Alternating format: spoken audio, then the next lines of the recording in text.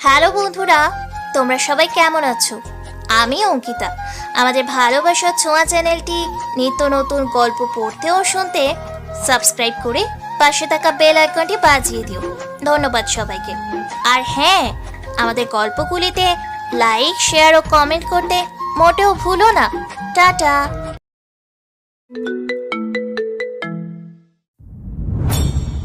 গাড়ি জুড়ে নিস্তব্ধতা, বিরাজমান। সে চলছে তার আপন গতিতে, আর তাকে চালানো করছে তেজ। এই ড্রাইভিং পেশায় নভের মতো খুব একটা দক্ষ না হলেও মোটামুটি আয়ত্ত করেছে সে। পাশের সিটে হেলান দিয়ে বসে নভ। মাথায় তার এক অসহনীয় যন্ত্রণা।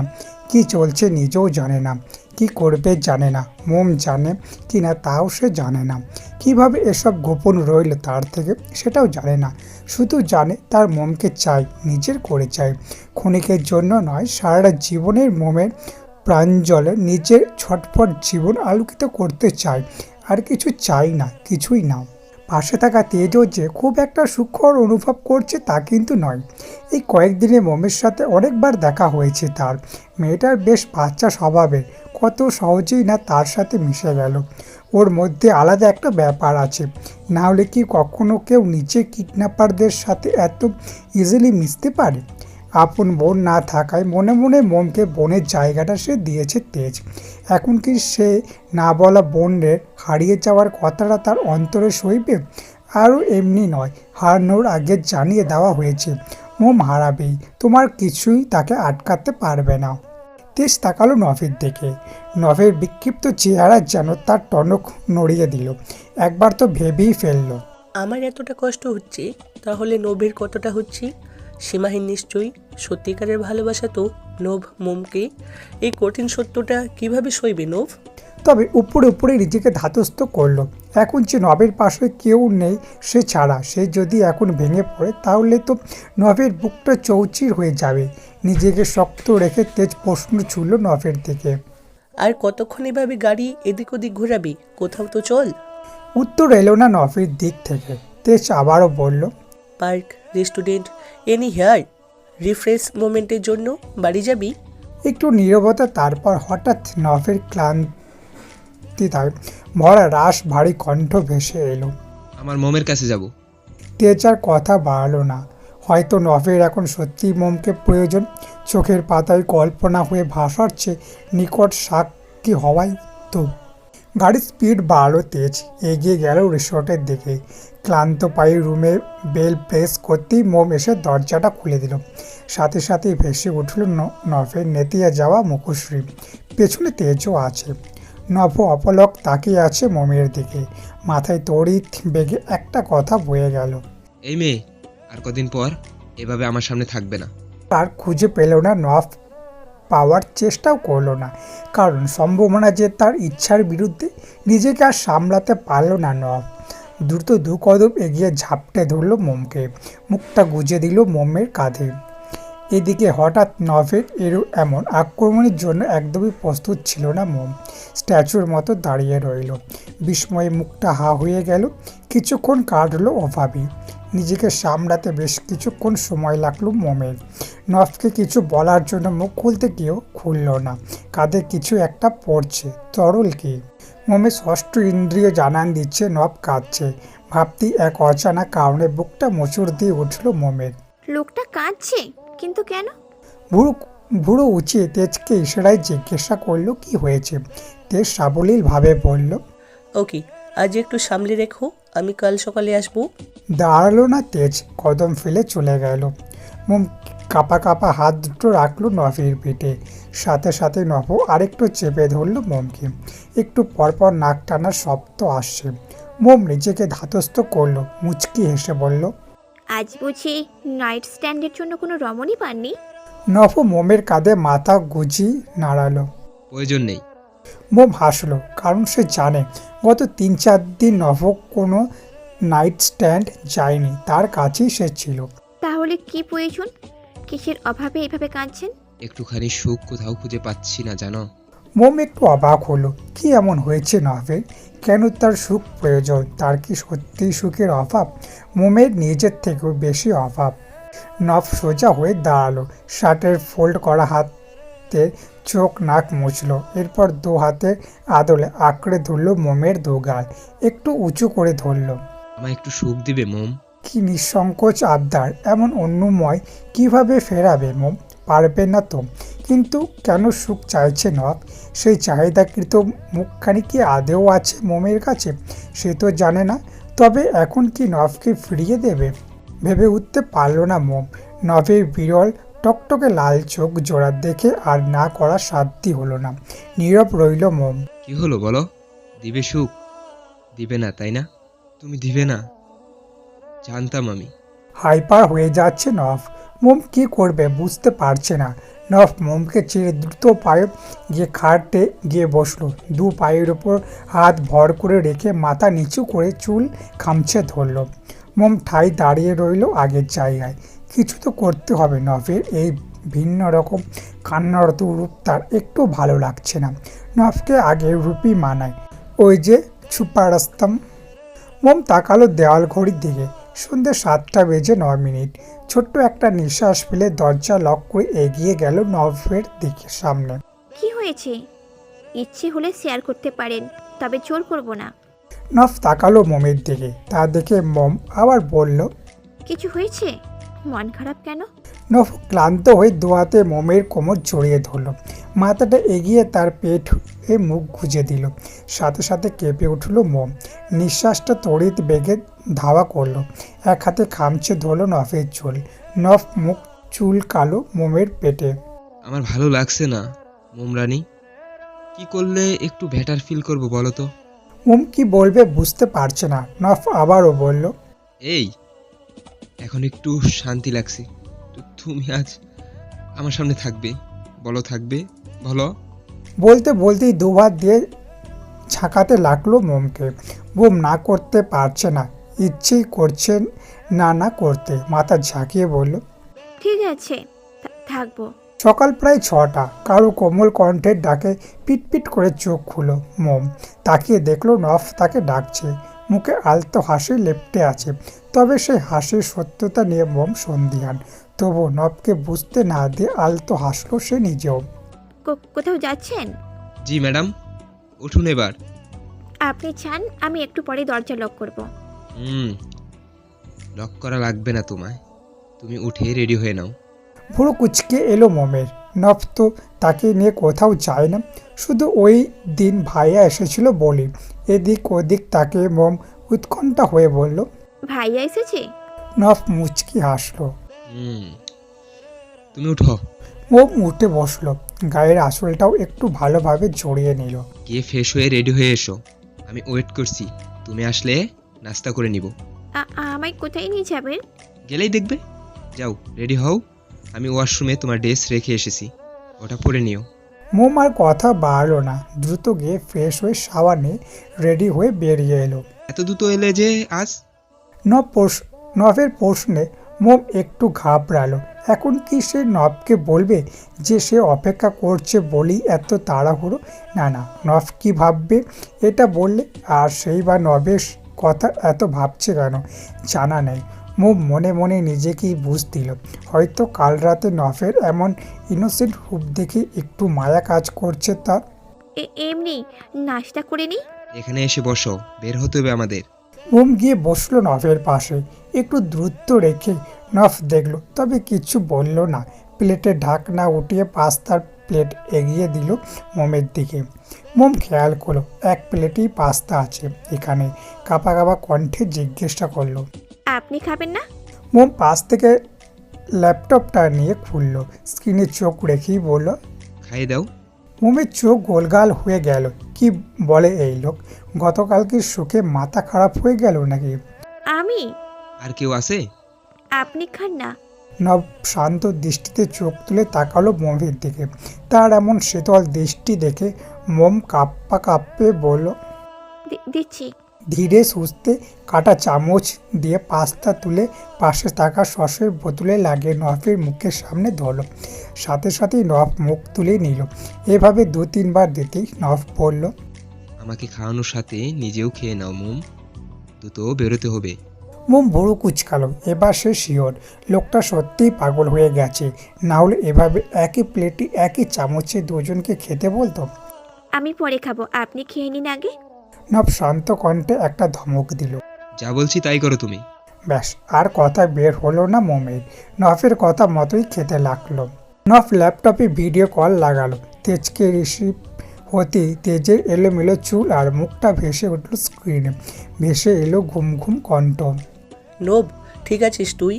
এত সকালে ফোন, আমি আসবো। আই এম ফাইন, আর আসার দরকার নেই।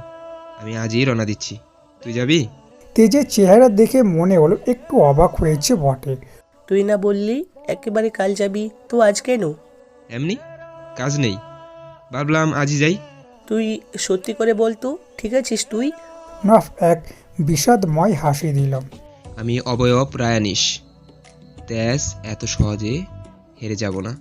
গতকাল অনেকটাই ভেঙে পড়েছিলাম, তবে আমি আমার মন ভালো করার মেডিসিন পেয়ে গেছি। তাই হার মানব না, আমি সবটা দিয়েই চেষ্টা করব। ওকে বলছিস কিছু? কিছু বলার দরকার নেই। ডক্টর সোহানকে বল তার ফ্যামিলিয়ারদের থেকে এই বিষয়ে ইনফরমেশন নিতে যদি ভালো কিছু পাওয়া যায়। কী রে নোভ, উনি তো সরাসরি জানিয়েছি যে কোনো উপায় নেই। উপায় নেই মানে? হ্যাঁ কি? হ্যাঁ, উপায় থাকতে হবে, উপায় না হলে সব তছনছ করে দিব আমি। নভ হাইপার হয়ে উঠেছে। তার এমন চিৎকারে মোম একটু সরে গেল ভয়ে। নভের দিকে ভয়াতুর দৃষ্টিতে তাকিয়ে রইল। নভ তার দিকে তাকাতেই এমন দৃশ্য দেখে শান্ত হয়ে গেল। তুই যাবি আজ? না, একটু কাজ আছে, কাল সকালের মতোই পৌঁছাবো। ওকে, রাখছি। কেটে দিল নভ। খাওয়া শেষ করে দুজনেই বের হলো রিসোর্ট থেকে। মোম একটু অবাক হলো, কারণ তাদের সাথে বড় বড় দুটো সুটকেস তোলা হয়েছে গাড়িতে। একটু সংকোচ নিয়ে নভকে জিজ্ঞাসা করেই ফেললো সে। আমার কি অনেক দিনের জন্য কোথাও যাচ্ছি? ড্রাইভিং করতে করতে পাশে শান্ত দৃষ্টি নিক্ষেপ করলো নভ। সাথে সাথেই মোম মাথা নাড়িয়ে বলে উঠল। সরি, আর কিছু বলবো না, এই মুখে তালা দিলাম। হাতের তর্জনী আঙুল দিয়ে ঠোঁট চেপে ধরল মোম। নভ কিছুই বলল না, সামনে তাকিয়ে ড্রাইভিংয়ে মনোযোগ দিল। প্রায় 1.5 ঘন্টার পথ পেরিয়ে গাড়ি ঢুকলো একটা মাঝারো আকারের বাংলো। গাড়ি গেট দিয়ে মোম উৎসাহ নিয়ে চারিদিকে দেখতে লাগলো। ক্যাটারিংয়ের লোকজন বাড়ি ডেকোরেটস করতে ব্যস্ত। নফ গাড়ি থামিয়ে বেরিয়ে এলো। প্রায় সাথে সাথেই মাঝবয়সী একজন লোক এসে লম্বা করে সালাম দিল নফকে। আসসালামু আলাইকুম ছোট সাহেব। নফ সালামের জবাব দিয়ে বলল, গাড়ি থেকে সুটকেসগুলো ভিতরে পাঠানোর ব্যবস্থা করো আলী চাচা। বলতে বলতেই মোমের পাশে এসে গাড়ির ডোর ওপেন করলো। মোমের হাত ধরে কোমল কণ্ঠে বলল। নেমে এসো। মোম নামলো। কৌতূহল দমাতে না পেরে আবারও বলে ফেলল, এটা কোথায়? আমায় এখানে কেন এনেছেন? নফ মোমের হাত ধরেই বাড়ির সদর দরজার দিকে হাঁটতে লাগলো। আমাদের বাগান বাড়ি, আমরা কিছুদিন এখানে থাকবো। মোম খানিক অবাক হলো। লোকটা তাকে নিজের বাড়িতে নিয়ে এলো কেন? আমাকে এখানে? নফ কোনো উত্তরই দিল না। মোমকে নিয়ে প্রবেশ করলো বাড়ির ভেতরে। সাথে সাথেই একটা মেয়ে এসে লাফাতে লাফাতে সবাইকেই ডাকলো। আম্মু, চাচি, চাচু, কোথায় তোমরা? ভাই এসে গেছে, ইয়ে! বলতে বলতেই এসে জড়িয়ে ধরলো নফকে। ও ভাইয়া, কতদিন পর, আই এম সো হ্যাপি। বলতে বলতে হুড়মুড়ি একটা রুম থেকে বেরিয়ে এলো এক ঝাঁক পোলাপাইন। এসেই ঝাঁপিয়ে পড়লো নফের উপর। আর চিৎকার চেঁচামেচি তো আছেই। বিভিন্ন জায়গা থেকে বেরিয়ে এলো বিভিন্ন লোকজন। নিজের রুম থেকে বেরিয়ে এলো পুলিশ জাহান। প্রায় মাসখানেক পর ছেলে বাড়ি ফিরেছে, তাই তো উৎকণ্ঠা নিয়ে সেও দেখতে এলো। সাথে এলো রুবি বেগম ও তার স্বামী জহির। সম্পর্কে নফের ছোট চাচা আর চাচি। তাদের মুখেও হাসির ঝলক। সবাই নফের আগমনে খুশি। অমিত দিকে কারোই তেমন খেয়াল নেই। তবে কিছুক্ষণ পর অলির চোখ ধরা পড়ল মোম। সাথে সাথেই বলে উঠলেন, এই মেয়েটা কে লভ? এবার সবার দৃষ্টি পড়ল মোমের উপর। এতক্ষণ সব ভ্যালব্লার মতো চেয়ে চেয়ে দেখলেও এবার একটু ভয় পেল মোম। কি জবাব দেবে সে তাকে নফ কিডন্যাপ করে এনেছে? কেমন যেন শোনায় না কথাটা। এসব ভাবনার মাঝে প্রথমে সেই মেয়েটার মাথায় হাত দিয়ে অবাকে চরম পৌঁছিয়ে বলল, ওরে আল্লাহ রে, এটা কোন হরে? এত সুন্দর মাইয়া কেমনি হয়? এটা কি মানুষ? মেয়েটার কথা শুনে মোমের ঠোঁটজোড়া আপনা আপনি ছুটে গেল। গোলগাল চোখে তাকিয়ে রইল মেয়েটার দিকে। মেয়েটার কথায় রুবি মুচকি হেসে বলল, এভাবে বলে না নোভা। বলতে বলতেই গিয়ে এলো মোমের কাছে মুচকি হেসে মোমের গালে আদুরে হাত বুলিয়ে দিয়ে বললেন, মাশাল্লাহ বলতে হয়, এভাবে বললে নজর লেগে যাবে। নভ মাথা চুলকালো। সরি কাকিয়া, কন্ট্রোল করতে পারিনি। আসলে ও এত কিউট, কি আর বলবো। রুবি মোমের উদ্দেশ্যে জিজ্ঞাসা করলো। কে তুমি মা? নাম কি তোমার? মোম কেঁপে কেঁপে উত্তর দিল। জি, আমি মৌচাক এহসান। জহির হেসে বলল। বাহ, খুব সুন্দর নাম তো। আর একটা মেয়ে হেসে বলে উঠল। নোভা বলল। Yeah Tisu babe, must pitch মাইরে। পলি বিরক্ত হলো, হালকা ধমক দিয়ে বলল, শাট আপ নোভা। এটা কি নফ? এখানে কেন নিয়ে এসেছিস? এতক্ষণ নফ মুখ খুলল, শান্ত শীতল কণ্ঠে বলল, ও মোম আমার সাথে এসেছে, আমার বাবার বাড়িতে এসেছে। আশা করি ওকে নিয়ে বাবার কোনো সমস্যা থাকবে না, তাই অন্য কারোরই সমস্যা থাকার কথা নয়। আপাতত এটুকু জেনে রাখ সবাই। বোন, ওকে তোর রুমে নিয়ে যা, ফ্রেশ হয়ে রেস্ট হবে। বলতে বলতেই নোভা এগিয়ে এসে লাফাতে লাফাতে মোমের হাত ধরে উল্লাসিত হয়ে বলল, চলো কিউটি পাই। মুচকি হাসলো মোম। নোভার সাথে এক পায়ে এগোতেই পেছন থেকে পলির রাশবাড়ি কণ্ঠ ভেসে এলো। এই মেয়ে দাঁড়াও। ব্যাস থমকে গেল মোমের পাছুড়া। ঘুরে দাঁড়ালো পলির দিকে মুখ করে। কোন সাহসে তুমি আমার অনুমতি না নিয়ে আমার বাড়িতে থাকতে এসেছো? পলির ধমকে হালকা কেঁপে উঠল মোম। তার দিকে তাকিয়ে নফ বলল, বোন, তুই মোমকে নিয়ে উপরে যা। নোভা ঘুরতে নিলে পলি আবারও চেঁচিয়ে উঠল। নোভা, আমি না করছি, শুনতে পাচ্ছিস না? নোভা যেন একটু বিরক্ত হলো, মোমের হাত ধরে টেনে বলল। কিউটি পাই, তুমি চলো তো। তবে নড়চড় হলো না মোমের। পলির থেকে দৃষ্টি সরিয়ে তাকালো নফের দিকে। নফ আগের মতোই কোমল কণ্ঠে বলল, ওর সাথে যাও মোম, ফ্রেশ হয়ে একটু রেস্ট নাও, আমি একটু পর আসছি। মোম শুনল না, উল্টে নিচে বলতে লাগলো। আন্টি, না করে। শেষ করতে পারল না কথাটা। নফের কণ্ঠের জোর আরেকটু উঁচু হলো। তোমায় যেতে বলেছি মোম। মোম সত্যিই ভয় পেয়েছে, কি করবে মাথায় আসছে না। তখনই পলি বলল। আমি না করেছি ওকে। নফ তাকালো না পলির দিকে, মোমের দৃষ্টি রেখেই বলল, কিন্তু আন্টি তো। ব্যাস ধৈর্যের বাঁধ ভেঙে গেল নভের। চেঁচিয়ে বলল, তুমি আমার সাথে এসেছো এখানে, তাই আমার কথার উপরে আর কারোর কথাই কানে নিবে না। যদি নাও, তবে আমি এতদিন যা করিনি তা আজ করতে বাধ্য হব, তাও বলছি। কেঁপে উঠল সকলেই। এই বাড়ির সকলেই যেমন নব অন্তঃপ্রাণ, তেমনি নভের এক কথায় মাথা চড়া দিয়ে উঠলে সকলেই থরথর করে কাঁপে। তেমনি নোভাও নিজের ভাইয়ের রাগ সম্পর্কে অবগত, তাই সে বুঝে নিল এই মুহূর্তে এই কিউটি পাইকে এখান থেকে না নিয়ে গেলে মেয়েটার আর রক্ষে থাকবে না। নিজে একা পারবে না বলে চোখের ইশারায় তিসুর ছোট বোন ইস্যুকেও ডাকলো। ইস্যু বুঝলো ব্যাপারটা, তাই তো এগিয়ে গিয়ে মোমের আর একটা হাত আঁকড়ে ধরে নোভার সাহায্যে টানতে লাগলো। চলো মৌচাক, শুধু শুধু বকা খেও না, লেটস গো। বলেই টানতে টানতে নিয়ে গেল মোমকে। মোমো একবার নভের রক্ত লাল চক্ষুগুলোর দিকে তাকিয়ে কিছু বলতে পারল না, তবে সিঁড়ি বেয়ে ওঠার আগে একবার পলির দিকেও তাকালো। সাথে সাথেই তার ক্ষেপা বাহিনীর ন্যায় দৃষ্টির সাথে চোখাচোখি হয়ে গেল মোমের। চোখ নামিয়ে নিল মোম।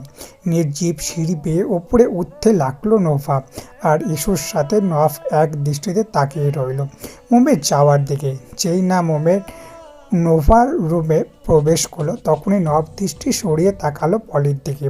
মিনিট খানিক পর দৃষ্টি স্থির রেখেই বলল, কাকিয়া, এক গ্লাস পানি দিবে? সাথে সাথে রুবি ডাইনিং টেবিলের দিকে ছুটলো। দিচ্ছি নব বাবা। পানি এনে দাঁড়াতেই নব গ্লাসটা নিতে চাইলো, তবে সরিয়ে ফেললো রুবি। আগে বস, তারপর দিচ্ছি। নব জানে তার এই মাতুল্য কাকিটাই তাকে দাঁড়িয়ে পানি খেতে দেয় না, তাই সে আর না করলো না, গিয়ে বসলো সোফায়। রুবি পানির গ্লাসটা হাতে দিল তার। এই মেয়েটাকে আমাদের বাড়িতে কেন নিয়ে এসেছিস?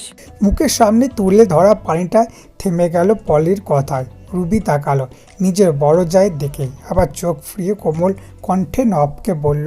পানিটা খেয়ে নে বাবা, তারপর কথা বলিস। নব শুনল, ঢকঢক করে পানিটা শেষ করলো। গ্লাসটা সামনে থাকা টেবিলের উপর রেখে সত্যি টেবিলে পায়ের উপর পা তুলে বসলো। দৃষ্টি দিল পলির দিকে। পলি জ্বলে উঠে আবারও বলে উঠল। নিজে তো ঠিক মতন বাড়িতে ফিরিস না, এখন আসলি সাথে কোনো একটা রাস্তার মেয়েকে তুলে আন। আর বলতে পারল না পলি। সাথে সাথেই টেবিলে থাকা গ্লাসের কাঁচটা ছুঁড়ে ফেলল নব। উঠে দাঁড়িয়ে গজগজ করতে করতে চেঁচিয়ে বলল। ও রাস্তার মেয়ে নয়, বুঝেছ? ও রাস্তার মেয়ে নয়, ওরও একটা ফ্যামিলি আছে, একটা স্ট্যাটাস আছে। পরের বার থেকে ওকে রাস্তার মেয়ে বলার আগে কমপক্ষে 1000 বার ভেবে নিবে তুমি। বলেই নিচের দিকে তাকিয়ে বড় বড় নিঃশ্বাস ফেলতে লাগলো নব। কিছু সময় পর পকেট থেকে ফোন বের করে ফোন লাগালো তার বাবা অবন রায়নিশকে। ড্যাড, হ্যাঁ নব, বল কি খবর তোর? বাড়ি আসবি কবে? ড্যাড, আমি যদি একটা মেয়েকে বাড়িতে নিয়ে আসি তাহলে কি তুমি তাকে থাকতে দিবে? হঠাৎ এমন কথা? Answer me dad. বাড়িটায় আমার পরে তোরই অধিকার আছে, তুই যাকে ইচ্ছা আনতে পারিস, এতে আমি না করার কি আছে? এই বাড়িটা কার ড্যাড? নব, এই বাড়িতে প্রত্যেকেরই সমান অধিকার আছে। ওকে ড্যাড, আমি আমার অধিকারের আওতায় পরে একটু মেয়েকে আমার গেস্ট হিসেবে বাড়িতে নিয়ে এসেছি। আমি যতদিন এই বাড়িতে থাকবো সেও ততদিন থাকবে। এখন তুমি তোমার ওয়াইফকে ফোন করে বলে দাও যাতে নেক্সট টাইম আমার গেস্টের এই বাড়িতে থাকা নিয়ে আর একটাও সিঙ্গেল ওয়ার্ড উচ্চারণ না করে, নাহলে কিন্তু আমি আমার গেস্টকে নিয়ে এই বাড়ি ছাড়বো। And you know it will forever. কেটে দিল নব। ওইদিকে অবন খুশি হয়ে বলতে নিচ্ছিল, তুই বাড়ি ফিরেছিস। তবে যে কথা আর শোনা হলো না নবের। নব এবার সবার উদ্দেশ্যে বলল। মোমকে যেন এমন কোনো প্রশ্ন না করা হয় যাতে ওর উপর প্রেশার ক্রিয়েট হয়, এটা সকলেরই মাথায় ঢুকিয়ে নাও। আর যার ইচ্ছে হবে পারলে ওর সাথে একটু ফ্রিভাবে মিশতে চেষ্টা করো। অনেকদিন একা একা বন্দি হয়েছিল, সঙ্গ পেলে হয়তো বেটার ফিল করবে ও। আর ইচ্ছে না হলেও প্রবলেম নেই, আমি একাই যথেষ্ট ওর জন্য। বলে গটগটে পা ফেলে সিঁড়ি বেয়ে উপরে চলে গেল নিজের নির্ধারিত রুমে। পলি ওর আগে ফুসতে ফুসতে রুমে চলে গেল। আপু, রোমিওটা কি খুব খেপেছে? মোমের এমন কণ্ঠে ভুরু কুচকালো নোভা আর ইস্যু। কি রোমিও? ওই যে আমাকে যে নিয়ে এলো। ইস্যু নোভা একে অপরের দিকে তাকালো। ভাইয়ের কথা বলছো? দেখলে না কেমন ধমকালো তখন। হেসে দিলেও ইস্যু আর নোভা মুখোমুখি হয়ে বসলো তিনজন খাটের উপর। ইস্যু উৎসাহ নিয়ে বলল। আচ্ছা, এখনো সব ছাড়ো তো, আগে আমরা পরিচিত তো হই। হ্যাঁ, তো কিউটি পাই বলো। তোমার নাম মৌচাক, তাই না? খুব unique name, I like this. হ্যাঁ, আমার নাম মৌচাক, তবে সবাই ছোট করে মোম বলে ডাকে। চাইলে আপনারাও ডাকতে পারেন। তবে আমি তোমায় কিউটি পাই বলে ডাকবো, না হলে মিল খুঁজে পাবো না তো। আপনাদের নাম কি? আমি অভয়া রায়ানিশ, ছোট নাম নোভা, ওই যে ভাইয়ার সাথে মিলিয়ে। আর আমি ইয়াশিয়া রায়ানিস, সবাই ডাকে ইস্যু বলে। হাবিজাবি অনেক কথা হলো তিনজনের মাঝে। এরই মাঝে যোগ হলো আরও একজন ইস্যুর বড় বোন তিশু, তাদের দুজনের বড় ভাই নিশান, কোলে তার 6-7 মাসের বাচ্চা মেয়ে নীলাশা, ও আরও একজন আছে নভের সবার একমাত্র ফুফাতো ভাই নোয়ান।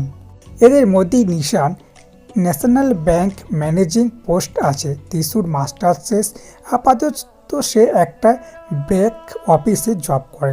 2 দিন পর তারই বিয়ে। এরপর ইস্যু যে সবে মাত্র অনার্স ফার্স্ট ইয়ারে, নোভা অনার্স থার্ড ইয়ারে, নোয়ান ডিপ্লোমা ইঞ্জিনিয়ারিং পড়ছে। সবার বর্ণনা শুনে মুখ বেজার করে বলল, যা, আমি তাহলে সবার ছোট। মোমের কথা সবাই হেসে দিল। মোম সবে এসএসসি দিয়েছে, এখনও রেজাল্ট দেয়নি। নিশান হেসে বলল, তুমি ছোট কোথায় মোম? তোমার থেকেও ছোট আছে তো এই যে আমার নীল সোনা। তার কথা শুনে মোম কিটকিটিয়ে হেসে দিল। অনেকক্ষণ কথা বলার কারণে মোম সবার সাথে ফ্রি হয়ে গেল নিমেষে। মুহূর্তে নভের কথা ভুলেই গেল প্রায়। মুশগুল হলো আড্ডায়। বেশ অনেকক্ষণ পর রুমে ঢুকলো রুবি, মুখে মুচকি হাসি আর হাতে ট্রে ভর্তি নাস্তা। এসেই বসলো মোমের কাছে। এতক্ষণ নীল নিশান থেকে মোমের কোলে ট্রান্সফার হয়ে গেছে। কোলে বসে হাত নাড়াচ্ছে, পা নাড়াচ্ছে, আবার কখনো কখনো খিলখিল করে হেসেও উঠছে। মোম তাকালো রুপির দিকে। কি রে মেয়ে, এমন কি দেখছিস? এখন থেকে তো রোজ দেখবি। এবার খেয়ে নে দেখিনি, কতটা পথ পাড়ি দিয়ে এসেছিস কে জানে। পরক্ষণই তার খেয়াল নীল মোমের কোলে। সে বলল, আরে নীলমণি যে নতুন বন্ধু পেয়ে গেল, কোলেও চড়ে গেল। এখন এই বন্ধু খাবে কি করে? আচ্ছা আমি খাইয়ে দিচ্ছি না হয়। বলতে বলতেই চামচে নুডলস তুলে মোমের মুখের সামনে ধরল। মোম হাসলো, মুখ তুলে নিল। খাবারটুকু রুবিও খুশি হলেন, এইটুকু খানি বুঝেও নিলেন এই মেয়ে সহজেই মিশতে পারে। মনে মনে খুশি হলেন। যাক, নফ কোনো গোমরা মুখকে নিয়ে আসেনি। হালকা চিবাতে মোমের মুখে ভঙ্গি পরিবর্তন হয়ে গেল। তার দেখে রুবি বলল, কি রে মেয়ে, খাবারটা ভালো হয়নি? মোম চোখ বড় বড় করে বলল, কি যে বলো না কাকিয়া, খুব ভালো হয়েছে। এতদিন তো ওই রিসোর্টের নুন ছাড়া ঝাল ছাড়া সাদা সাদা খাবারগুলো খেতে খেতে জিভটাই তো ক্ষয়ে যাচ্ছিল আমার।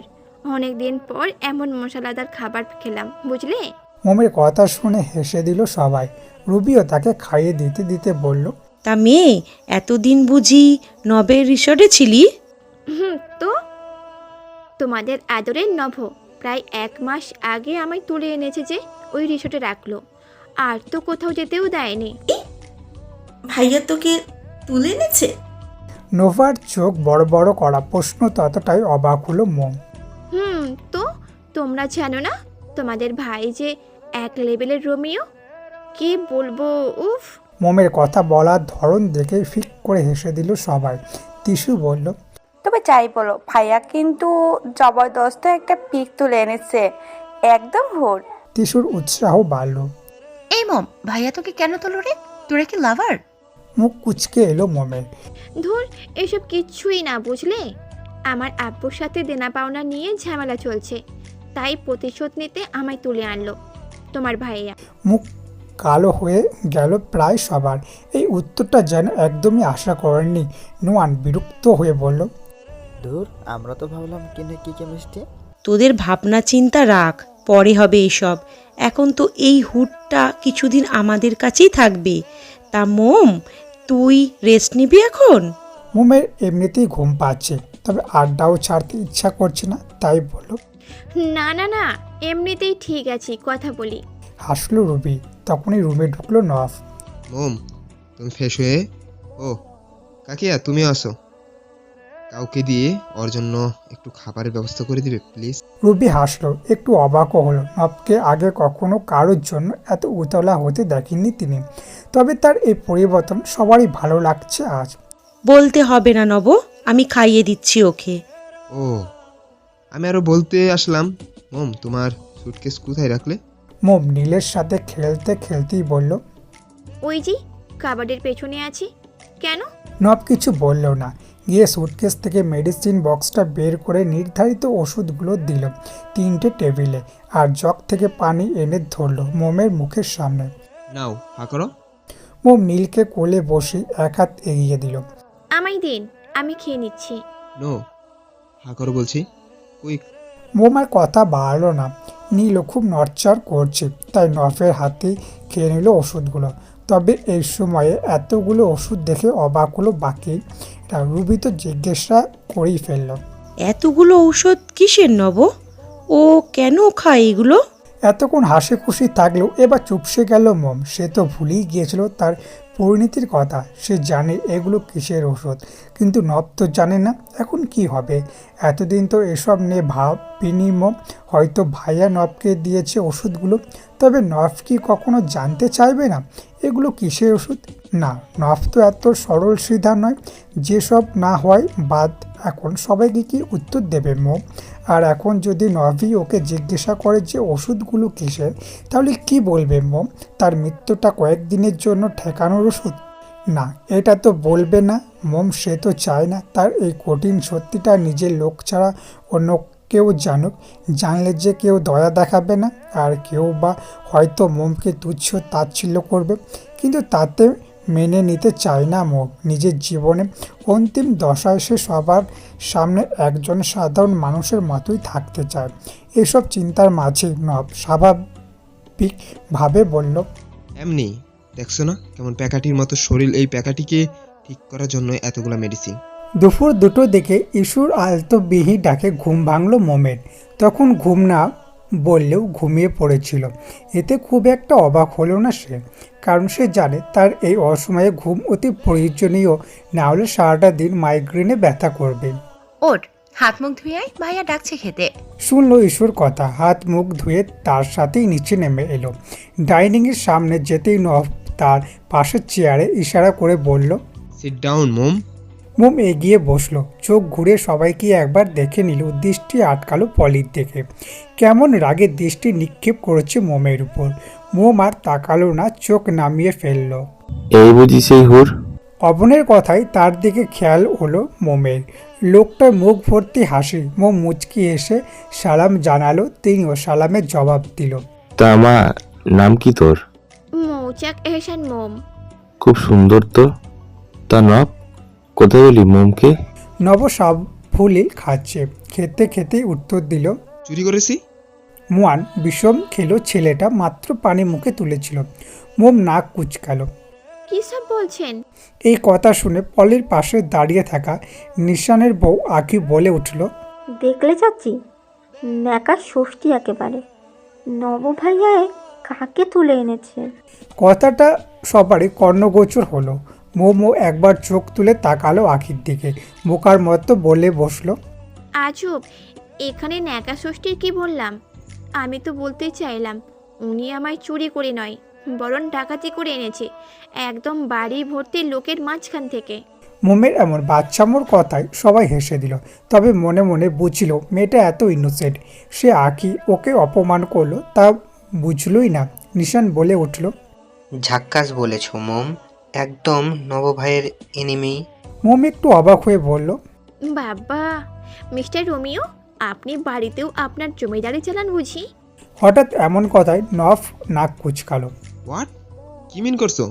মোম আগের মতোই হাত মাথা নাড়িয়ে বলতে লাগলো, এই যে নিশান ভাইয়া বড় হয়েও আপনাকে ভাইয়া ডাকছে। এরপর মোম অবনের দিকে তাকিয়ে বলল, আচ্ছা আঙ্কেল, আপনিও কি ওনাকে ভয়ে আব্বা ডাকেন? আল্লাহ, কি বলে এই মেয়ে!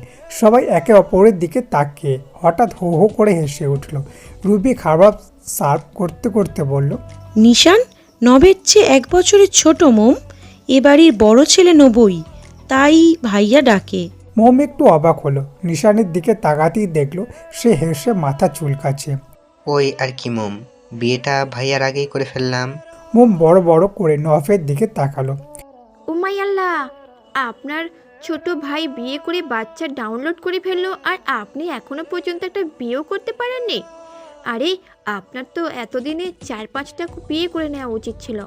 ব্যাস, বিষম খেলো নফ। কাস্তে কাস্তে আর চোখে তাকালো মোমের দিকে। এই মেয়ে বলে কি,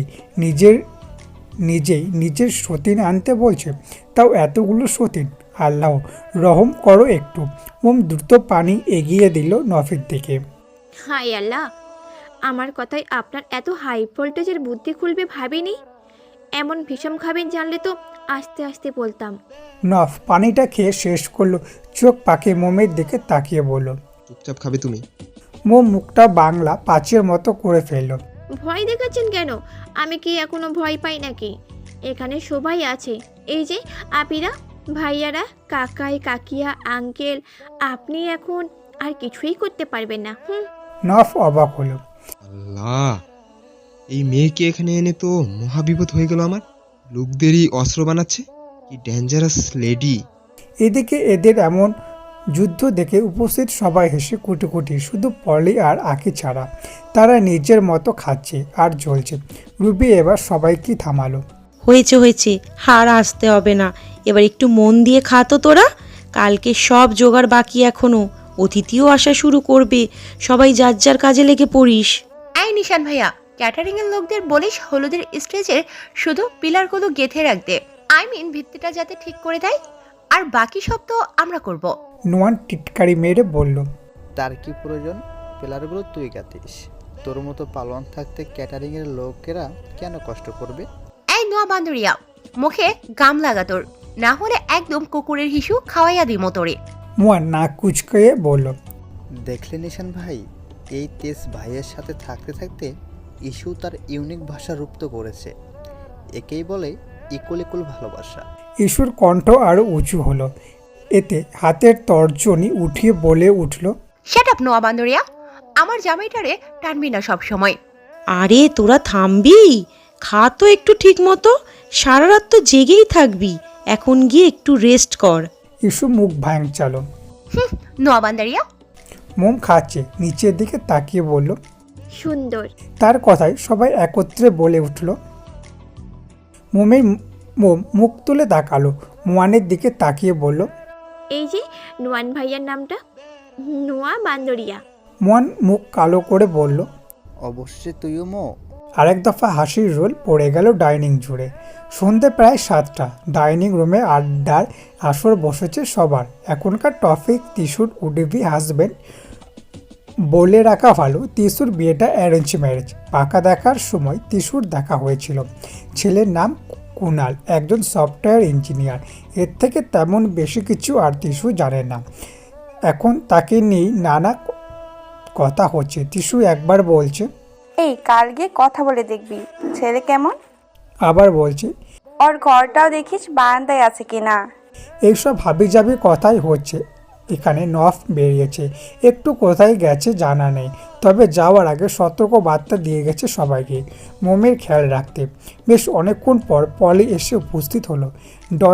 ডাইনিং রুমের সাথে আঁকিও আছে। এসেই সরাসরি দাঁড়ালো মোমের সামনে। তাকে দেখে মোম উঠে দাঁড়ালো। কে তুমি? নভের সাথে কেন এসেছো? পলি কঠোর প্রশ্নে মোম বলল, বিশ্বাস করুন, উনি আমাকে এনেছে। আমি তো জানতামই না এখানে যে আসবে। কিসে পড়ো তুমি? জি, এইচএসসি দিয়েছিলাম। বিষয়? হিউম্যানিটিস। নভ তোমাকে জোর করে নিয়ে এসেছে তো? তুমি মুক্তি চাও তাই না? মোম ঘাবড়ালো। সে কি সত্যি মুক্তি চায়? উত্তর দিতে পারল না মোম। আমি তোমাকে মুক্তি দিব, তুমি এখান থেকে চলে যেতে পারবে, সে ব্যবস্থা আমি তোমায় করে দিব। মোমের ঠোঁট কাঁপছে। এই কথা পরিপ্রেক্ষিতে কি উত্তর দেওয়া যায় তা জানা নেই তার। আমার বন্দিনীকে মুক্তি দেওয়ার তুমি কে? দরজার দিক থেকে নভের তেজি কণ্ঠ শুনে সেদিকে তাকালো সবাই। নোভা ফিসফিস করে বলল, এবার মজা হবে। নভ এগিয়ে এলো, তার পেছনে তেজও আছে। সরাসরি এসে দাঁড়ালো পলির সামনে। তোমার জবটা কি চলে গেছে? এভাবে বেকার বেকার আমার বন্দিনীর পিছনে লাগছো? পলি তেতে উঠল। নভ ঠিক করে কথা বল, ভুলে যাস না আমি তোর মা। নভের যেন মাথায় রক্ত উঠে গেল, গর্জে উঠে বলল, go to hell with your মা। পলিও চেঁচিয়ে বলল, নভ। ইয়েস, আমি আবার বলবো, 1000 বার বলবো, ছোট নই আমি, যথেষ্ট বড় হয়েছি, সাথে মানুষও চিনতে শিখেছি, বুঝলে? রুম থেকে চিৎকার চেঁচামেচি শুনে বেরিয়ে এলো অবন আর জহির, দুই ভাই মিলে। এতক্ষণ আলোচনা করছিল পরশু তিসুর বিয়েতে গেস্টদের আপ্যায়ন নিয়ে। অবন বুঝলো কি হয়েছে, এগিয়ে গিয়ে নভের কাঁধে হাত রেখে বলল, বাবা একটু শান্ত হ, এখন বাদ দে এসব। কাল বাদে পরশু বাড়িতে বিয়ে। প্লিজ বাবা, তোর কাকাই কাকিরা আর তিসুর কথাটা একটু ভাব। নভ চোখ বন্ধ করে শ্বাস নিল। একটু পর বলল, শুধু তিসুর বিয়ে বলে ছেড়ে দিলাম আজ, না হলে আমার মোমের পিছনে লাগতে না করো একে। সব বের হতে পারি সুযোগ পেয়ে গেলে। বলি রাগে গজগজ করতে করতে সিঁড়ি বেয়ে উপরে উঠতে বলল, মোম 5 মিনিট পর আমার রুমে আসবে তুমি। উত্তরের অপেক্ষা করলো না, চলে গেল সে। পলিও চলে গেল রুমে। সে যেতেই সবাই যেন হাঁপ ছেড়ে বাঁচল। সবার অবস্থা দেখে তেজ একটু হেসে বলল, আরে গাইস, আইসি, তোমরা কেউ তো রেনিও ছাইরো না। নোভাও হেসে বলল, আরে নোয়াখাইলা আইসে যে, ভালোই হয়েছে। স্টেজের পিলার গাঁথার জন্য আর ক্যাটারিংয়ের লোক লাগবে না। তেজ অবাক হওয়ার ভান করে নিজের দুগাল চাপড় দিতে দিতে বলল, নাউজ পিল্লা, আই এ বাড়ির জামাই, আরে দিয়ে নাকি পিলার গাড়াইব। ইচ্ছা গো। এতটুকু বলি ঈশ্বর মাথায় চাপড় দিয়ে বলল, এ বেড়ি, তোর স্বামী আরে দি বলে পিলার গাড়াইব, তুই চুপ ওই দাঁড়াই রইছস কে? ক কিছু এগোন রে। ইস্যু মাথা চুলকাতে চুলকাতে কিছু বলতে যাবে তার আগে টিস্যু হেসে বলে উঠল। এখনো জামাই হয়নি তেজ ভাই, ভবিষ্যতে ওটা। নোয়ান হেসে বলল। তেজ এগিয়ে গেল মোয়ানের দিকে, তার পিঠে চাপড় দিয়ে বলল, আরে নোয়া বান্দারিয়া, তুই কোন সাহসে আর বোর গার নামে মিছা কথা কইছস রে? শরম লাগে না তোর? এতক্ষণ মোম বলে উঠল। নোয়ান ভাই সত্যিই বলছে। মোমের সাথে সবাই তাল মেলালো। হ্যাঁ হ্যাঁ, ইস্যু বলেছে। তেজ অবাক হওয়ার ভান করে ইস্যুর দিকে তাকালো। বউ, তুই হাঁচা হাঁচা কইছস কেনে? হারাইলে এ কইতা কইতে একখানাও হারান কান্দেরও তোর। ইস্যু কোমরে হাত দিয়ে ভাপ নিয়ে বলল, ঠিক বলেছি, তোমার ওই বসে বসে খাওয়া আর হচ্ছে না, কাজ করতে হবে এবার। তেজ বিরস চোখে রুবির দিকে তাকিয়ে। আম্মা জান। এই এই এই, পড়ে যাব তো আমি। তেজ ছেড়ে দাঁড়ালো রুবিকে।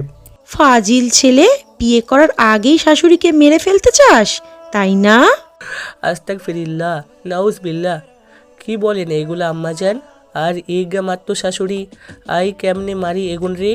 আর সাউট আব্বা তো দেবদাস, ওই যাইবো তাহলে হরে দোয়া যাইবো।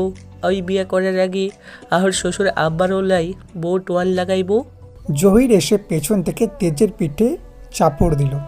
এই শয়তান পোলা, বেশি বকবি তো একদম নিয়ে দেবো না তোর কাছে। তেজ ভাব নিয়ে মাথা কাত করে বলল, আগে না দিলে কিসে দেওয়ান লাগাই তো না। আর নে গোমাইয়া। নোফা অবাক হওয়ার ভান করে বলল, ও বাবা, কি শুনছি? তেজ ভাইয়া আর ইস্যুকে বিয়ে করবে না? ধুর বড়শালী, আই কি হ্যাঁ কথা কইছি নি? আই তো কইছি আব্বাই যদি হেতেনের মাইনা না দেয় তাহলে আই তুলি ওই লই যাই মাগু। আর বউরে হেতেনে দিবারলাই কোনে বই রাখছেনি হু। জহির খেপে যাওয়ার ভান করে বলল, তবে রে, আমার সামনে আমার মেয়ে তুলে নেওয়ার কথা বলছিস? দাঁড়া তুই, অত ছাড়া। ব্যাস শুরু হয়ে গেল জামাই শ্বশুর দৌড়াদৌড়ি। জহির মাই খেয়ে তেজ দৌড়তে দৌড়তে বলতে লাগলো, ও শ্বশুর আব্বা, আব্বা গো আর মাইরেন না। ওরে আল্লাহ রে, এগো আই আন্নেট ছোড়া মাইয়ার জামাই। মাইন সে সরম কইব জামাই রে, এর না মারাইলে। এতে কাণ্ড দেখে আরও একবার হাসির রোল পড়ে গেল। বেশ অনেকক্ষণ পর ক্লান্ত হয়ে থামলো দুজনে। তেজ ক্লান্ত হয়ে মমির দিকে তাকিয়ে বলল, দেখছো নি বইন, এর তারা ক্যাম্পতে জামাই নির্যাতন করে বিদ্যুতে সয়নি, এখন কইছস তুই? মোম কিটকিটিয়ে হেসে বলল। বেশ মজা হয়েছে। সিঁড়ি বেয়ে নেমে এলো নফ। আমি তোমায় আসতে বলেছিলাম না মোম, আসুনি কেন? মোম উল্টো দিকে মুখ করে বলল, ইচ্ছে নেই, যাব না, এখানেই থাকবো এখন। নব একটা নিঃশ্বাস ফেলে তাকালো রুবির দিকে। হ্যাঁ বাবা, তুই ছাড়া সবার কমপ্লিট। রুবি হেসে বলল। নব এবার সিঁড়ির কাছ থেকে দ্রুত পায়ে এগিয়ে আস্তে আস্তে বলল, সাহস খুব বেড়ে গেছে তোমার। বলেই এসে হুট করে মোমকে পাজা কোলে তুলে নিল। টাল সামলাতে না পেরে মোম চোখ আল্লাহ গো, ফেলে দিল আমায়। বলে উঠল। নব শুনল না, পেছনে ফিরে হাতটা ধরল সিঁড়ির দিকে। এমন দৃশ্য দেখে তেজ সিটি বাজিয়ে বলে উঠল, গাইস ওই যাক একখান লাইন। তারপরে সাথে সাথে সুর করে গেয়ে উঠল, ট্রেনে লেকে মে যাউঙ্গা। এবার ছোটরা সবাই একসাথে চেঁচিয়ে গেয়ে উঠল, দিল দে মে যাউঙ্গা। নোভার রুমে ঢুকতে মোমকে বিছানায় ছুঁড়ে ফেলল নভ। দ্রুত গিয়ে দরজা নক করে লাইট অফ করে দিল। সে তা দেখে মোম চেঁচিয়ে বলল, এ কি করছেন আপনি? নভ কোনো উত্তর দিল না, এগিয়ে গেল খাটের দিকে। উত্তি মোমকে টেনে শুয়ে দিল। নিজেও দ্রুত মোমের উপর হালকা ভর দিয়ে উবর হয়ে শুয়ে পড়ল। চুলগুলো কেটে দাও। মোম নভকে ঠেলতে ঠেলতে বলল, আপনি এভাবে কেন শুয়েছেন? উঠুন, ঠিক করে শুন, আর আমায় উঠতে দিন। নভ শুনল না, মুখটা ঘষে দিল মোমের গলায়। সাথে সাথেই কেঁপে উঠল মোম। মুখ দিয়ে আর শব্দ বের হলো না। নভ লো ভয়েসে বলল, খুব সাহস বেড়েছিল তোমার না? এখন সাহস দেখাও। মোমের কণ্ঠ রোধ হয়ে আছে, বলার মতো অবস্থা তার নেই। যদি চাও আমি এখন হারাম কিছু না করি, তাহলে চুপচাপ চোখ বন্ধ করে ঘুমাও, আমাকে ঘুমাতে দাও। বলেই সরে এলো মোমের গলা থেকে। আগের মতো করে গুলো কাপা কাপা কণ্ঠে মোম বলল, এখন কেন ঘুমাবো? এখন ঘুমালে তো রাতে আর ঘুমিয়ে আসবে না। রাতে সবাই মিলে স্ট্রেস মেকওভার করবে, শেষ হতে হতে ভোর হবে, তাই তখন এমনিতেও ঘুমাতে পারবে না। You need to sleep now, so close your eyes. মোম মানল, নভের কথা আসলেই তো। এখন একটু না ঘুমালে তো সে রাত জাগতেই পারবে না। জোর করে জাগতে গেলে আবার মাথা ব্যথা করবে। আপনি একটু সরবেন, আমার না খুব অস্বস্তি হচ্ছে। নভ নড়াচড়া হলো না। হলে হবে, তবু আমি এভাবেই থাকবো, cause I am feeling best in there. এখন ঘুমাও। আর কথা হলো না দুজনের মধ্যে। একটু পর মোমও ঘুমিয়ে পড়ল। বেশ রাত করে মোমকে ডেকে তুলো নভ। ফ্রেশ হয়ে দ্রুত ডিনার সেরে নিল দুজনে। তারপর রওনা দিল বাড়ির গার্ডেনে এরিয়ায়, যেখানে হলুদ আর বিয়ের স্টেজ তৈরি করা হবে। কিছু দূর এগোতেই দেখলো তেজকে দিয়ে সত্যি সত্যি পিলার গাঁথা হচ্ছে, সাথে নিশান আর মোয়ানও আছে। তবে তারা আজ কম অকাজই করছে বেশি। আর তাদের সামনে দাঁড়িয়ে ইস্যু আর নোভা তা তদারক করছে। এটা কর ওটা কর, এইভাবে না, আরেকটু গাঁথ, এই হাবি যাবি। মোম এগোতে নোভারা এগিয়ে এলো মোমের কাছে। ঘুম কেমন হলো কিউটি পাই? মোম আলতো হাসলো। মস্ত। নভ বলল, তারা হলুদের স্টেজটা সামলা, আমার একটু কাজ আছে ইভেন্টের লোকদের সাথে। ইস্যু মুখ কালো করে বলল, ভাইয়া তুমি আমাদের সাথে থাকবে না? আমি আশেপাশে আছি, আর ওদিকটা মিটে গেলেই চলে আসবো। যাই, মোমকে দেখে রাখবি। আর কাউকে কিছু বলার সুযোগ না দিই চলে গেল নভ। মোম নোভার পাশে গিয়ে বসতে বসতে বলল, কিভাবে কি করবে আপু? নোভা উত্তর দিল, প্রথমে হলুদটা রেডি করব, দেন বিয়েরটা। ইস্যু মুখ কালো করে বলল, তবে কি করব তাই ভাবছি, আনকমন কিছু ভাবতে হবে। মোম আশপাশে তাকিয়ে বলল, মাত্র এই কয়জন, রাত তো পার হয়ে যাবে, তবে কাজ শেষ হবে না। আরও আছে তারা। আর কি? তুমি যখন ঘুমাচ্ছিলে তখন আসছে আরও এক গ্রুপ। আরা নোভা হাতের ইশারা করে বলল, এই যে আমাদের নিশান ভাই, তিসু আপি, ইস্যুর আম্মার সাইডের কাজিন গ্রুপ। মোম ছোট্ট করে উত্তর দিল। ও আচ্ছা। তেজ পিলার গেথে মাত্র উঠে দাঁড়ালো। লাও, আর কাম শেষ, তো আগো কাম শুরু করে দাও। নোভা মুখ কালো করে বলল, কিন্তু করবোটা কি? ওই তো বাকিরা আছে, আইডিয়া নেওয়া যাক। এসে উপস্থিত হলো বাকিরাও। নিশানদের খালাতো বোন চৈতির, স্মৃতি খালাতো ভাই তুলেন, কোলেন নিমান, মামাতো বোন জিয়া আর মামাতো ভাই জুবান পোলাদ। ব্যাস, সবার সাথেই মোমের পরিচয় করিয়ে দেওয়া হলো। এর মধ্যে কোলেন ছাড়া সবাই মোমের বড়ই মোটামুটি। আবার ফিরে গেল কিভাবে কি তৈরি করবে। অনেকক্ষণ কিছু মাথায় না আসায় মিমান বিরক্ত হয়ে বলল, ধুর, শুধু শুধু সময় নষ্ট হচ্ছে, ভাইয়াকে ডাক। ভুরু কুচকে এলো মোমের, গাল থেকে হাতটা সরিয়ে বলল, সব সময় ওই রোমিওকেই কেন রাখবে? নিজেরা কিছু করে ওনাকে দেখিয়ে দাও। কিন্তু কি করে দেখাবো? আমাগো মইতে তুই কচু আইয়ারের না? মোম বলল। দাঁড়াও, একটু ভাবতে দাও। একটু পর মোম চোখের দৃষ্টিতে তাকিয়ে বলল, ঘর হবে? এই সিরিয়াস মুহূর্তে মোমের এমন কথা শুনে মোয়ান বলল, এখন তুমি খড় খুঁজছ? তেজু বলল, খের দি করবি তুই? ইহানে কোনো গরু নাই, কেড়ে খাওয়াবি? মোয়ান আবার বলল, তুমি এখন মজা করছো মম? এবার নোভা তাকে থামিয়ে বলল, একটু থামতো নোয়া, বান্দরিয়া, কি বলে আগে শুনি তো। সবাই সহমত প্রকাশ করলো। তুললেন বলল, বলো মম। মোম ধীরে সুস্থ বলতে লাগলো, বিয়ের স্টেজটা খড়কুটো দিয়ে করলে কেমন হয়? লাইক কুড়ে ঘর। সবাই একে অপরের দিকে চাওয়াচাই করলো। মোমের কথাটা ঠিক বুঝলো না কেউ। মোম আবার বলতে লাগলো, আর হলুদের স্টেজটা বড় করে রাউন্ড করা হবে। আকাশ থিম, সাদা নীল, হালকা আকাশি, এই কালারগুলো থাকবে। শুধু এইগুলোর মধ্যেই জড়ি ফুল, পাতা, লাইটিং যা ইচ্ছে ইউজ করা হবে। এটা একটু বুঝলো সবাই, তবে পুরোপুরি নয়। চৈতি জিজ্ঞাসা করলো, একটু এক্সপ্লেন করবে? ইস্যু বলল, কোণের ঘরটা কেমন না? আরে তোমরা বুঝো না, আগে একটু করেই দেখো, ভালো লাগলে দিও, না হলে অন্য প্ল্যান। সবাই মানলো, কারণ আপাতত মোমের বুদ্ধি ধরা ছাড়া আর কোনো উপায় নেই। মোমও একে একে ইলেকট্রিসিয়ান দিতে লাগলো। সবাই কাজও শুরু করে দিল তার কথা মতন। স্টেজটা চার কোণা হয়ে গেল, তার উপরে নীল কার্পেট বেছানো, জেনারেটর লোকের সাহায্যে তার উপর হাঁটু পর্যন্ত কৃত্রিম ধোয়ার ব্যবস্থা করা হলো। মাথার উপরেও পুরো স্টেজ বরাবর গোল করে সাদা নীল মিক্সিং বেলুন আর জড়ি ঝুলানো হলো।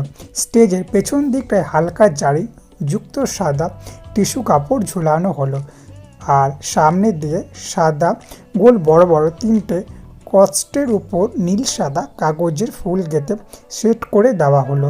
মাঝখানের বক্সটার মধ্যে সুন্দর করে পেঁচানো হাতে লেখা ইয়েলো টাচ অফ টুইস্ট নীল রঙের সোফা দেওয়া হলো। তার পাশে 2টি বড় সাদা টবে নীল আকাশে মিক্সিং ফুলের তোড়া দিল আর কিছু হাবিজাবি অ্যাড করে কমপ্লিট করলো হলুদের স্টেজ। সবাই হাঁ করে সামনের দিকে তাকিয়ে রইল স্টেজের দিকে। আল্লাহ গো, ইহান কিয়া বানাইছে? তেজের কথায় তার দিকে তাকিয়ে ইস্যু বলল, পুরো 2.5 ঘন্টা লেগে গেল এই আকাশ বানাতে। স্মৃতি হেসে ইস্যুর কাঁধে ভর দিয়ে বলল, ইয়ার আমার তো মনে হচ্ছে লোকে টিস্যু অপিকে কম স্টেজটাই বেশি দেখবে। জুবান বলল, আমারও তাই মনে হয়। প্রহ্লাদ বলল, মনে হয় না, 100% শিওর। নোফা বলল, এই এই অবিশ্বাস্য সত্যিটা জানলে টিস্যু আপি আবার কান্না করে দিবে না তো? এই কথা শুনে সবাই হো হো করে হেসে উঠল। তেজ হাসি থামিয়ে বলল, আচ্ছা, যে মহান বেড়ি এই মহান কাম কইছে হিতি কোনডাই? সবাই আশেপাশে তাকালো। আসলেই তো মোম কই, দেখা তো যাচ্ছে না। এমন সময় নফ এসে উপস্থিত। ওয়াও, তোদের কমপ্লিট। থিমটা তো দারুণ হয়েছে। এটা কি টিপের প্ল্যান? বাটু কোথায়? কোথায় মানে? তোদের সাথেই তো ছিল। নোফার কথা শেষ করার আগে মোয়ান হাত উঁচু করে বলল, হ্যাঁ। মোম এসে উপস্থিত হলো, মুখে পানি ছেটানো, চেহারাও ক্লান্তি লাগছে। নফ ব্যস্ত হয়ে এগিয়ে গেল তার কাছে। কোথায় গিয়েছিলে মোম? এমন লাগছে কেন তোমায়? কিছু না, একটু ক্লান্ত লাগছিল তাই চোখে মুখে পানি দিয়ে এলাম। নফ পকেট থেকে রুমাল বের করলো, বাম হাত দিয়ে মোমের মুখটা আলতো করে ধরে ডান হাত দিয়ে মুছিয়ে দিতে লাগলো। মাথা ব্যথা করছে? মোম একটু পর দুদিকে মাথা নাড়ালো। বলে আমায় বলো, আর কাজ করতে হবে না। না, বিয়ের স্টেজটা করে নেই, তারপর চলে যাব। নফ মারল, নিজেও এবার সবার সাথে হাত লাগালো কাজে।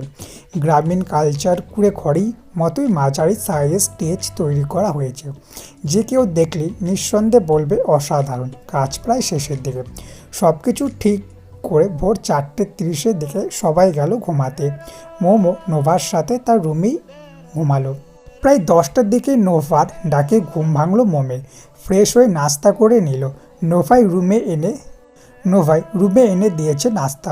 বাড়ির প্রত্যেকেই ব্যস্ত। বাইরে প্যান্ডেল উচ্চ আওয়াজে বক্স বাজানো হচ্ছে। এতে কিছুটা সমস্যা হচ্ছে মোমের, তবে তা সে একদমই প্রকাশ করছে না। নফ এলো হাতের কিছু একটা প্যাকেটে। নোভার দিকে তাকিয়ে বলল, দূর হ। নোভা তেতে বলল, আমার রুম আমি কেন যাব? আমি থাকবো। নির্লজ্জ, এই ভাবির রোমাঞ্চ দেখতে চাইছিস? নোভা যেন আকাশ থেকে পড়ল, সাথে মোমো। মানে বুঝলাম না। তোর বোঝা লাগবে না, ভাগ এখান থেকে। নোভা এক প্রকার না পেরেই বেরিয়ে গেল। মোম বলল, আপুকে বের করে দিলেন কেন?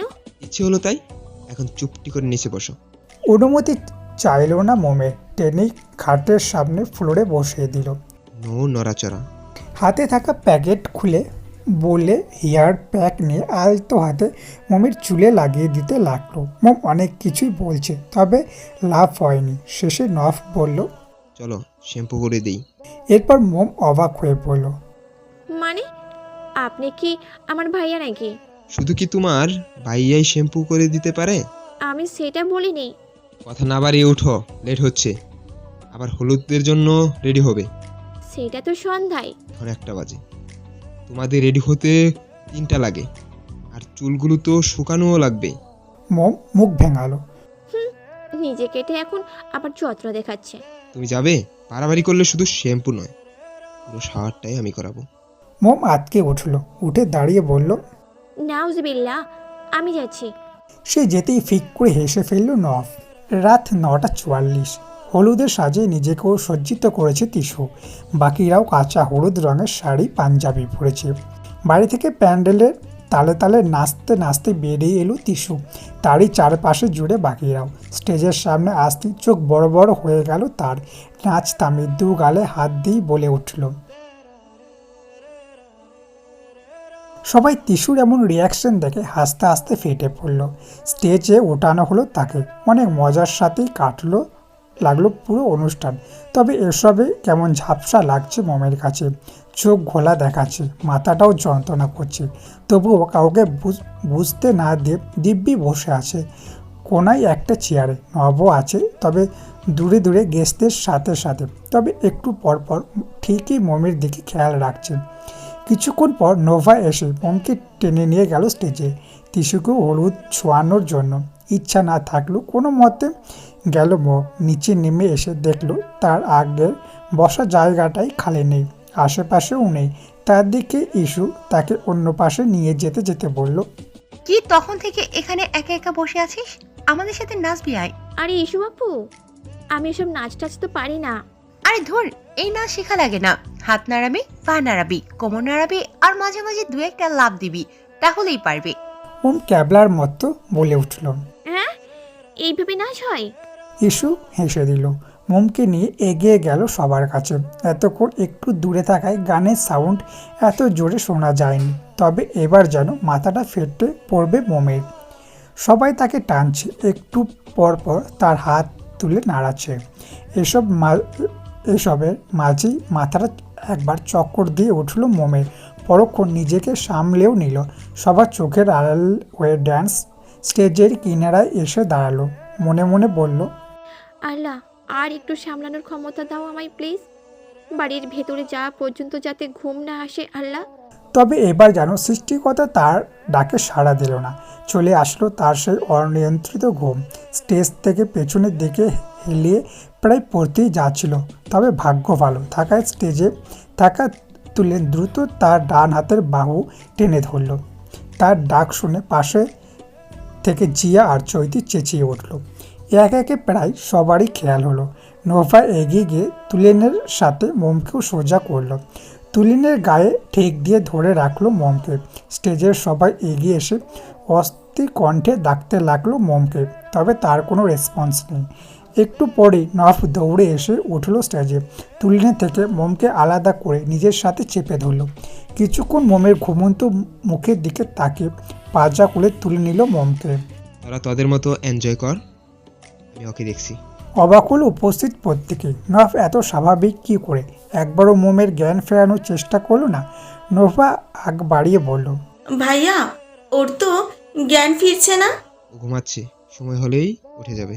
আর কাউকে কিছু বলার সুযোগ না দিয়ে চলে গেল সে মমকে নিয়ে। সোজা এসে ঢুকলো নৌফের রুমে, আলতো করে শুয়ে দিল বিছানায়। তখনই রুবি এসে ব্যস্ত গলায় বলল, নব বাবা, কি হয়েছে মমের? ও নাকি জ্ঞান হারালো? তুমি ব্যস্ত হয়েও না কাকিয়া, ও ঘুমাচ্ছে। কি বলছিস তুই? সবার সামনে এভাবে জ্ঞান? নফ আগের মতোই ক্লান্ত স্বরে বলল, চিন্তা করো না কাকিয়া, এটা ওর একটা প্রবলেম। রুবি যেন কিছুই বুঝলো না। নব ঝুঁকলো মোমের দিকে, আলতো করে বাম হাত দিয়ে মোমের ডান হাতটা ধরলো। হাতটা এনে নিজের বুকের সাথে চেপে ধরে বলল, আমি চেয়েও আমার মোমের এই প্রবলেমটা সলভ করতে পারছি না। এই দহনটা আমার হৃদয়টা পুড়ে ফেলছে কাকিয়া। রুবি হাত রাখলো নফের কাঁধে। স্তম্ভিত ফিরল নফের। কি হলো নব, তুই এভাবে কথা বলছিস যে? কিছু না কাকিয়া, তুমি চিন্তা করো না, আমি আসি তোমার মোমের সাথে। যাও, ইস্যুর হয়তো তোমাকে প্রয়োজন পড়তে পারে। চুপ রইল রুবি অপলক তাকিয়ে রইল নফের দিকে। নফ তার থেকে কোনো রেসপন্স না পেয়ে তাকালো। কি হলো কাকিয়া, যাও। ভালোবাসিস মোমকে? নফ উত্তর দিল না, তবে একটু থেমে পড়ল। সময় হোক, তোমাকেই সব বলবো। রুবি হয়তো একটু আশা দেখলেন, হাসলেন তিনি। তা দেখে নফ গম্ভীর কণ্ঠে বলল, এসো না কাকিয়া, এই গল্পটা এতটা সহজ নয়। আমার আর মোমের গল্পটা অতি দীর্ঘ হবে, অনেকটাই দীর্ঘ। রুবি নিখুঁত মস্তিষ্ক কিছুটা ধারণা করে নিল যে কিছু তো একটা আছে। নফের আচরণগুলো ঠিক স্বাভাবিক ঠেকছে না একদমই। তবু একটু বুঝে খুশি হলো যে নফও একটা মেয়ের মায়ায় আটকালো। হয়তো এবার ওর ক্ষুণ্ণ মনে একটু তারাবাজি জ্বলবে। কথা বাড়ল না রুবি, বেরিয়ে গেল। নফ দরজাটা লক করে আবার ফিরে এলো মোমের কাছে। পাশে বসলো নিঃশব্দে। নিজের শক্তপোক্ত ডান হাতটা ছোঁয়ালো মোমের গালে, আলতো করে ঝুলিয়ে দিল। আপন মনি বলে উঠল, আমাদের কপালটাই কেন এমন হলো মোমবাতি? নিজের অনুভূতি তোমার কাছে প্রকাশ করারও সুযোগ দিল না তোমার তীক্ষ্ণ সত্যটা? এমন কেন হলো গো? একটু বলেই থামলো নফ, তবে একটু পরেই আত্মবিশ্বাসী স্বরে বলল, তবে তুমি চিন্তা করো না মম, আমি তোমায় ঠিক করে তুলব। তুমি না থাকলে আমি কি করব বলো তো? পারবো না তো থাকতে, আবার হৃদয় ভাঙতে পারবো না নিজে। তোমাকে চাই আমার শরীরের শেষ রক্ত বিন্দু গড়িয়ে পড়ার সময়টুকুতেও তোমায় চাই। উতলা হয়ে উঠেছে নফ, মোমের গাল ঠেকানো হাতটা নেমে গলায় পৌঁছালো। গভীরভাবে পর্যবেক্ষণ করলো মোমকে। সেই প্রথম দিনের মতোই লাগছে কাঁচা হলুদ শাড়ি। এমন একটা শাড়িতেই তো মোম তার সামনে এলোমেলো কদমে এসেছিল। বন্দুকের নল মাথা ঠেকাতেই এই শাড়ির আদলে লুকিয়ে থাকা বক্ষস্থল কাঁপতে লাগলো। কি ইনোসেন্ট মুখ, গোলগাল চোখ, কাঁপা কাঁপা ঠোঁট, সবই ভাসছে চোখের সামনে। মনে পড়ে গেল প্রথম পরিচয়ের কাজগুলো। নিজের প্রতি ঘৃণা হতে লাগলো। একটু বলে উঠল, আমি কি করে পারলাম এমন কমল ফুলটাকে নষ্ট করার চেষ্টা করার? কি করে পারলাম তোমায় একত্রে এতগুলো ছেলের কাছে পাঠাতে? ওই দিন যদি কিছু হতো তাহলে হয়তো আজ আর আমি তোমার সামনে থাকতে পারতাম না। ইস, আমি সত্যি খুব খারাপ মোম, খুব খারাপ। তবে এই খারাপের মাঝেও ভালো লাগছে কি জানো? আমি এতগুলো দিন ধৈর্য ধরে তোমায় নিজের কাছে রেখেছি, নাহলে হয়তো অনুভূতিগুলো বুঝতেই পারতাম না, পেতাম না এমন একটা কোমল ফুলকে। থামলো নব, শুধু স্থির দৃষ্টিতে তাকিয়ে রইল তার মোমের দিকে। অনুভব করছে তার পৌর উপস্থিত উন্মোচন হচ্ছে তার এমন অনুভবকে আরও এক ধাপ বাড়িয়ে দিচ্ছে। বেখেয়ালিভাবে সরে যাওয়া শাড়ির আদল থেকে উকি মারতে থাকা মোমের স্বচ্ছ কোমল পেটটা চুম্বকের ন্যায় টানছে নফকে। অনুভূতিও অন্যরকম। কত মেয়ের সাথে নফ ক্লোজ হয়েছে, তবে তাদের মধ্যে তো কারোর প্রতি এমন অনুভব হয়নি। তাহলে এটাই কি ভালোবাসার অনুভূতি, যেটা শুধু তার মমকেই টানে? আচ্ছা, মম যদি এত কোমল না হতো, যদি অযত্নে বেড়ে ওঠো, তরুলতায় ন্যায় হতো, তাহলেও কি নফকে এমন মোহনীয়ভাবে টানতো মম? মনগৃহিণী প্রশ্নগুলোর উত্তর মিলল না নভের। আর ভাবতে চাইলেও না, নিজেকে আর সামলাতেও পারল না। বা হাতের সাহায্যে মোমের পেটের উপরে থাকা বাকি শাড়িটা সরালো। এবার পুরোপুরি ভাসমান হলো মোমের উদর মুখটা। এগিয়ে নিল নভ, ঠোঁট ছোঁয়ালো মোমের উষ্ণ সুগঠিত নাভিতে। সর্বাঙ্গ তড়িৎ ঝংকার দিয়ে উঠল নভের। নভ নিজেই খামচে ধরল মোমের শাড়ির কুচির দিকটা। নিজেকে আজ উন্মাতের মতো লাগছে। বুঝতে পারছে এমন চলতে থাকলে আজ সত্যি কোনো অঘটন ঘটে যাবে, যা এই মুহূর্তে নভের মন চাইতো মস্তিষ্কে চায় না। এতে যে ক্ষণিক সুখের তাগিদ দিয়ে সে আজীবনের মোমকে হারাতে পারে। তাকালো নিজের হাতের দিকে, যা নিবদ্ধ মোমের কুচিতে মুষ্টি খুলে ফেললো দ্রুত। হাত নিয়ে রাখলো মোমের কোমল গালে, মুচকি হাসলো। দেখো মোম, তোমার জন্য আমি নিজেকে সামলাতে শিখে গেলাম। Only for you. তুমি ভয় পেও না মম, তোমার অনুমতি ছাড়া আমি তোমায় গ্রহণ করব না। সরি, একটু মিস্টেক হয়ে গেছে। তোমার শরীর গ্রহণ করব না। তোমাকে তো আমি গ্রহণ করেই নিয়েছি। যেদিন ভালোবাসতে বুঝেছি তোমায়, সেই দিনই। প্রথমে তুমি সুস্থ হবে, দেন বাকি সব। আর যা হবে সব হালাল হবে। তোমায় আমি হারামভাবে নিজের করব না। I promise you. থামলো নভ, নির্লিপ্ত তাকিয়ে রইল মোমের দিকে আর ভাবতে লাগলো অনেক কিছু। ভোরে ঘুম ভাঙতেই পাশে নোফাকে পেল মোম। সে ঘুমাচ্ছে। গতকাল রাতের কথা মনে পড়তেই উঠে বসলো মোম।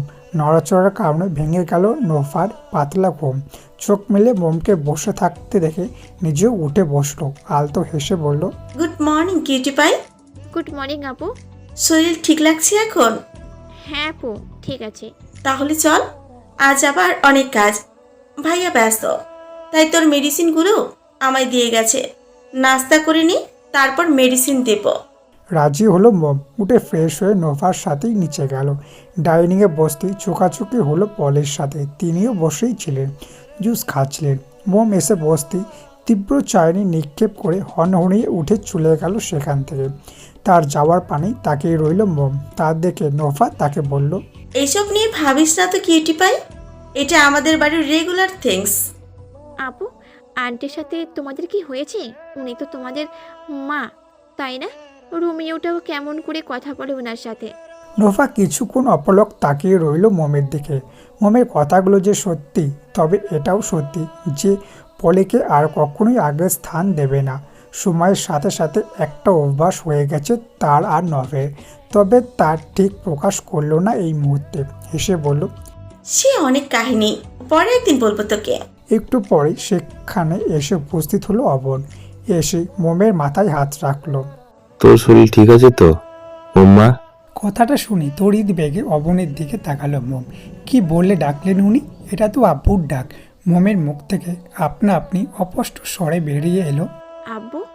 ধীরে বললেও কথাটা ওঠার হলো অবনের। হাসলেন তিনি। মোম দ্রুত গতিতে বলে উঠল, কে ডাকলেন আমায়? কেন মোম্মা, তুই তো আমার মেয়েরই মতো, তাই নামের সাথে মিলি মোম্মা। যেভাবে নোয়াকে ডাকি নোয়ামা। মোমের চোখ ছলছল করছে। আজ কতদিন আব্বু আম্মুর ভাইয়ার সাথে কথা হয় না। তারা কি ভুলে গেল মোমকে? না বা নিলেও আগের মতো কাছে টেনে। সমাজ না হয় থাকতে মানা করেছে, তাই বলে কি কথা বলতে নিষেধ করেছে? একদম নয়। তাহলে তারা কেন মোমের খোঁজ নেয় না?